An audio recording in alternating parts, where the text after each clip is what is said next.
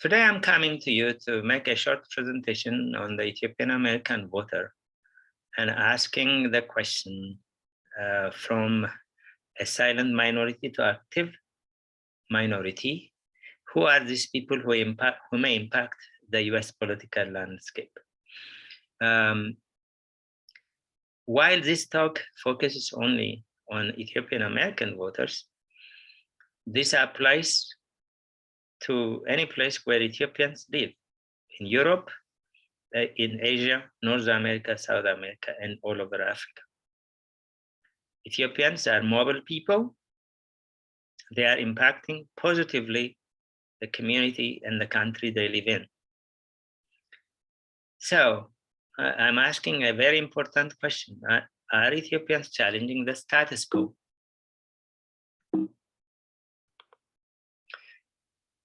Just to start off, we are going to entertain, or I'm going to entertain, the famous quote from the Bible. Princess of Egypt shall come forth. Ethiopia shall soon stretch forth her hands unto God. This is a quote from Psalm 68:31. This quote is inspired by the new movement called No More and One Africa. Now, who are the Ethiopians and where do they live? This particular slide is translated from, or an extraction from The Glory of the Kings, translation by William Budge. It talks about the first geography of Ethiopia. So this particular quote concerning the division of the earth, this is what the Glory of Kings say. It says, from the middle of Jerusalem, from the north thereof to the southeast, is a portion of the Emperor of Rome. And from the middle of Jerusalem, from the north thereof to the south and to the western India, is the portion of the Emperor of Ethiopia. For both of them are of the seed of Shem, the son of Noah, the seed of Abraham, the seed of David, the children of Solomon. For God gave the seed of Shem glory because of the blessing of their father Noah. The Emperor of Rome is the son of Solomon, and the Emperor of Ethiopia is the firstborn and eldest son of Solomon. So, while the map I show here does not show the actual geography of Ethiopia at the time when the Glory of Kings was written, this shows a very simple picture. It is showing a very simple picture to demonstrate where Ethiopians live. All the dots that you see at the time when I made this map, a Facebook map or a network map, this is where the Ethiopians live. This is made about 10 years ago, but if we make a similar map today, the entire earth will be just red lines and dots. That's where Ethiopians live. Ethiopians are very famous for their art, culture, architecture, science. Ethiopians are known to the Greeks in many names. One of them is put as a name of a constellation in the sky. It's called Caesopia or Kushtopia. Ethiopia, in many circles and intellectual analysis, it is the land of Kush.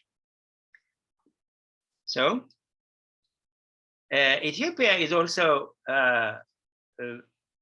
ancient Egypt compared to Ethiopian history is a recent history.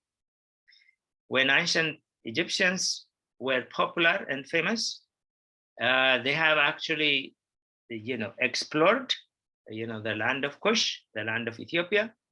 And in some of the Egyptian literature, you can find many indications of the presence of Ethiopians in the lives of ancient Egypt.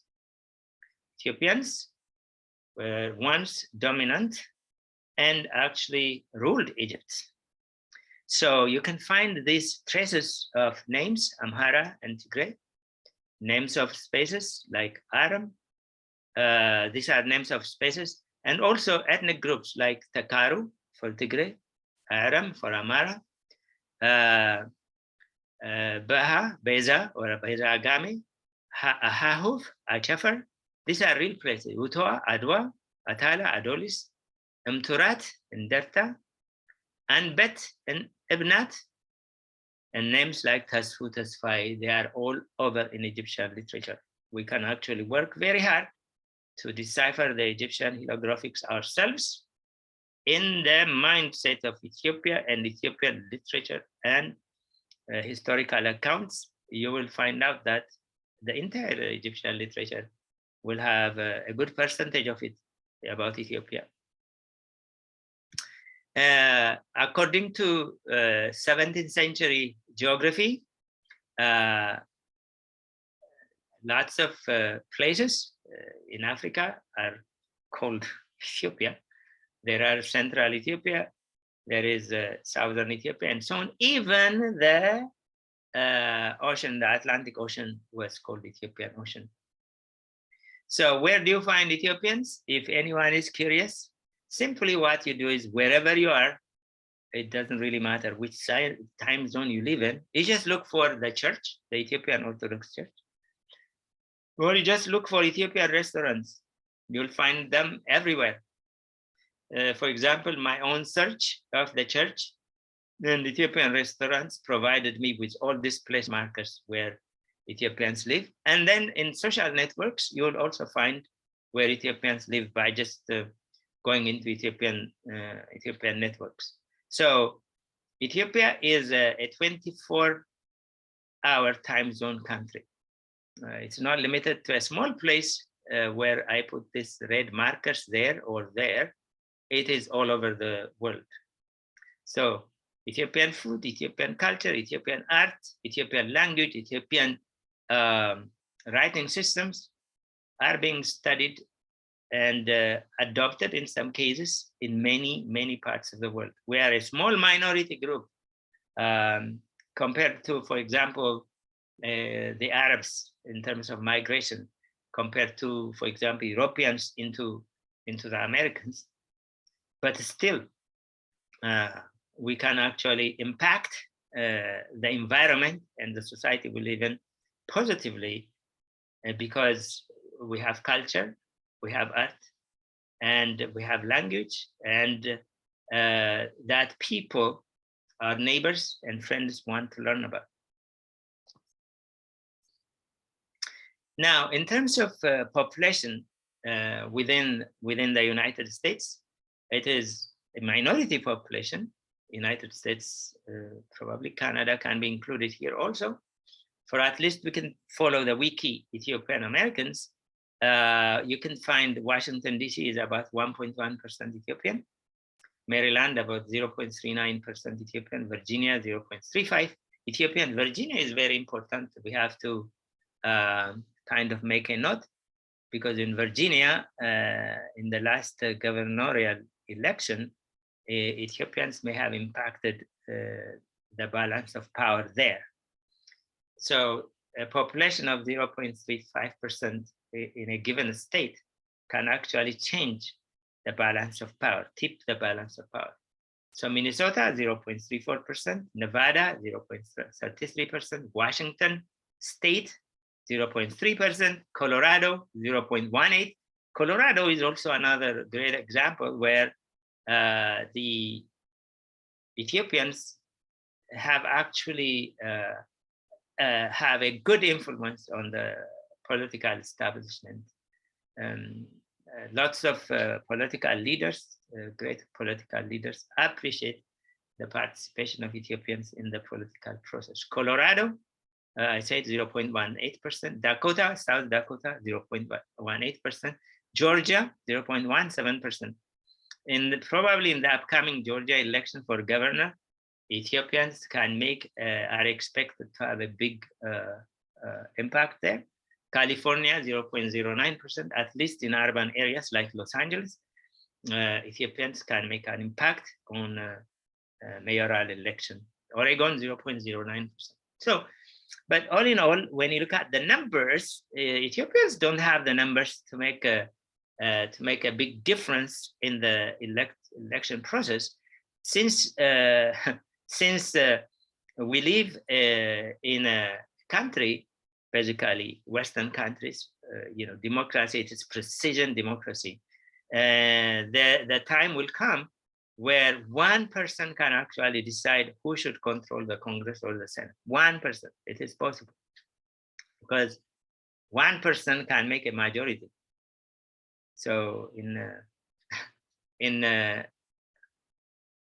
a place where there are 100 people, 51 people are majority, 49 people are minority in a democratic process. So it is possible that Ethiopians can have big impact where the elections are very close. Okay. In the November 2020 election, Ethiopians and Eritreans are expected to vote in large numbers as they did in the 2020 election. Why? This is because this community is sensitive to any harsh foreign policy that affects the people of Ethiopia and Eritrea. This community are known to be visible advocates on behalf of their ancestral homeland. What concerns this community at this time is the US government treatment of Ethiopia. The community is dismayed by sanctions such as HR 445, and I believe additional sanction resolutions are being made as we speak. Let's see, what is the effect of, for the political establishment, going against Ethiopia in a way it did? What is the effect? Here is the effect. Recently, about 2,500 Ethiopians were polled to find out how they will vote during the upcoming election. Here are the results of the poll. Okay. Ethiopians were asked, these 2,500 people were asked, which candidate did you vote in 2020 senator election? 91% said they voted Democratic, and a few percent voted Republican and other.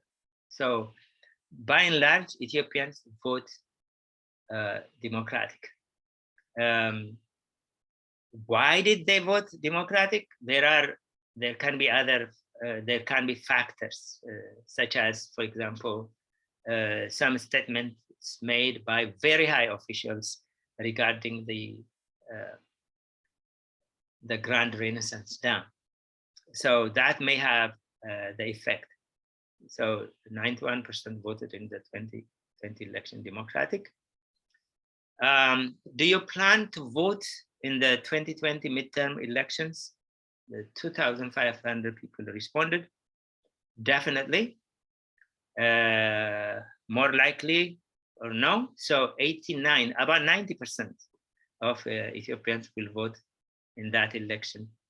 Do you intend to change your party affiliation? About 2,500 people responded, yes, from Democrat to Republican. That is important. That's important. Traditionally, Ethiopians, their pattern of vote, which I did not study, I don't think there is any study, but from just the ambient and what people talk about, people have a pattern to vote Democratic. Okay, to vote Democratic. So now in the 2022 election, 61% said that they will switch basically party affiliation from Democrat to Republican.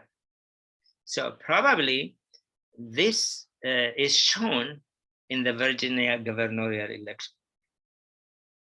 So Ethiopians in large number voted for Republicans in Virginia. It is possible.